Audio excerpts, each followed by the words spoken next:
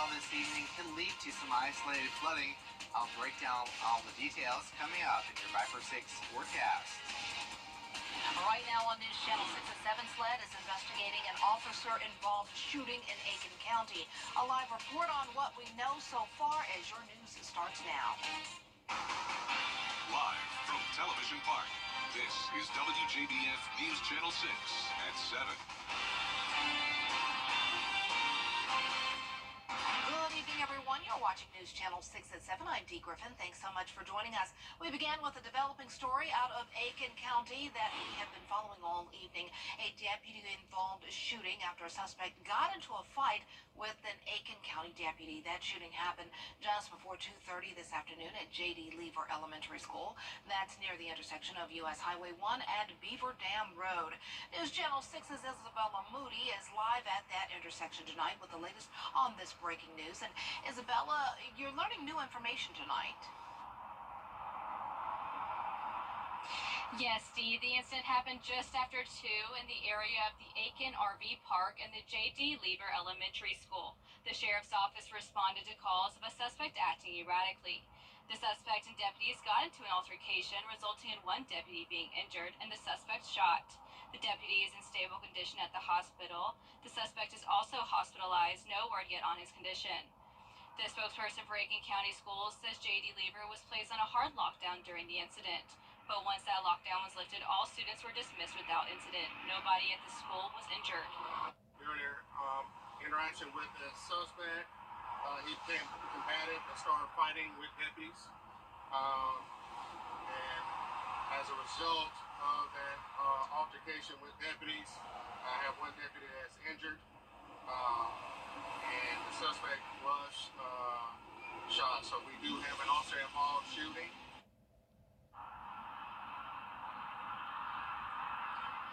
SLED is investigating this case. Any of the identity of the subject or the deputy has been released. We will keep you updated when we find out more. For now, live in Aiken County, Isabella Moody, WJBF News Channel 6. A Burke County man is in jail after a short standoff with sheriff's deputies this afternoon. Investigators say Kenneth Shelton was wanted on felony charges and had fled from law enforcement earlier in the week when deputies arrived to the home on Kilpatrick Road. They say Shelton was staying with his 3-year-old son, and they say he wouldn't come to the door or allow the child to leave. They forced their way inside and recovered the child. They found Shelton in a bedroom. He is in jail charged with cruelty to children, probation violations, and obstruction. A Hephzibah couple is dead after a big crash on Interstate 95 in North Carolina Wednesday. 72-year-old William Tucker and his 66-year-old wife Elizabeth Tucker, both from Hephzibah, were among 5 people killed in this crash. It happened on Interstate 95 near Kelly, North Carolina. The Highway Patrol officers say that a tractor-trailer driver failed to slow down with traffic and rammed into several vehicles. That driver is charged with 5 counts of misdemeanor death by motor vehicle and is in jail. It's been a rainy day in the CSRA, and let's head over to meteorologist Miller Hyatt for a first look at our forecast. And are we in for any more tonight, Miller? Yes, we are, Dee. We're watching for some more storms that are... Many Georgia teachers and students will return to the classroom next week after summer break. And talks are already on for new policies that lawmakers hope to pass to help educators. Atlanta Bureau Chief Archie Chaudhry looks at what teachers are hoping for this upcoming school year.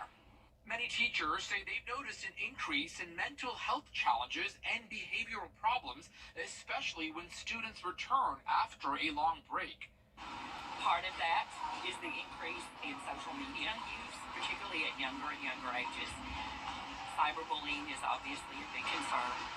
It's also a concern because we don't have enough mental health professionals in our schools. The Georgia Association of Educators says the state needs to recruit and hire social workers, school psychologists, and mental health counselors at every Georgia school to assist students. One piece of it is obviously restricting the access to the social media and the cell phones during instructional time. Another piece of that is also ensuring that our children have skills and understanding before they are accessing the social media. The association wants lawmakers to pass bills that unite teachers and parents instead of dividing them them on issues like classroom reading content. Very concerned that we've seen a push to ban books, to censor the materials that are available to our students. And we've even seen legislation that would criminalize our media specialists selecting diverse materials to be in our school libraries. The things that we are definitely looking forward to in the 2025 legislative session is we want to once again look at the teacher evaluation system and the adverse actions that can happen to teachers and their ability to remain in our career based on the evaluation system. We also want to continue to see improvements in the retirement system for our bus drivers, cafeteria workers, maintenance personnel, and custodians. They say one of the key priorities for 2025 will really depend on which lawmakers get elected to the state legislature and who will handle the education committees.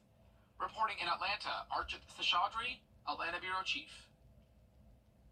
Some local students are already back in class. Aiken and Edgefield County started earlier this week. McCormick County starts school tomorrow. Several local districts start next Thursday and Friday. For a complete list of back-to-school dates, go to WJBF.com. Well, today, the Charlie Norwood Uptown VA hosted its inaugural VA Augusta Innovation Summit. The event showcased veteran healthcare inventions and collaborations.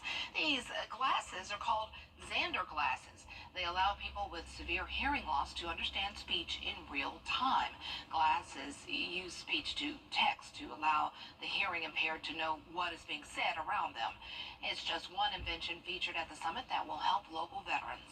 By empowering our frontline staff who see the problems every single day in their work, day in and day out, they are the ones who connect with our veterans. They're going to be the ones who are best positioned to come up with what is needed. And so it is our department's function to provide the training and the resources to help them do just that. You can learn more about the Xander glasses and a few other innovations showcased at today's event. Just go to WJBF.com. Well, coming up with just 100 days until Election Day, the presidential campaign. Well, coming up while most Olympic events are happening in Paris, one event is taking place halfway across the world. We'll take you there next. Paris, France is hosting the majority of the events in this year's Olympics. The surfing competition is being held on the other side of the world on the French Polynesian island of Tahiti. And those participants have quite a unique accommodation. AJ McCord has more. Here in Tahiti, Olympic organizers had to get a little creative with making sure there was enough infrastructure to support the 48 surfers competing for a gold medal. And instead of building a lot of things on land, they took to sea, creating the floating Olympic village. We are staying at a cruise ship, which is now our Olympic village. It's been pretty crazy. The Aranui 5 has docked here, just a few miles away from the Olympic surfing wave. We don't have buses, we have boats, shuttles that take us to the spot. They take us to land. And serves as home away from home for many of the Olympic surfers. We have everything. They treat us like queens and kings, so very happy to be here and to have this as our little Olympic village in Tahiti. We have buffet 24/7. We have a little gym. We have each athlete has a room for themselves with a little balcony with ocean view, which is amazing. We have a little spa area, which is also cool for recovery. And of course, the amenity everyone really wants to know about are the beds made of cardboard. No, they are not. We actually have metal beds. They're very comfortable, very big, and we have the best view from our beds. The best thing here is actually the view. We get to see the beautiful island all the time. We're in the ocean. We're exactly where we want to be in. It's been amazing. Now some teams, including Team USA, opted to rent homes on land as opposed to staying in the floating Olympic village. That could be because for the majority of these surfers, they've been competing here at End of the Road for years, and they have an established pattern of which homes they rent, which families they stay at, and not wanting to mess that up for the Paris 2024 Games. From Tahiti, I'm AJ McCord. Loose shingles, leaky roof, no problem. Well, we've got some more storms on tap going to the weekend, but it won't be as widespread.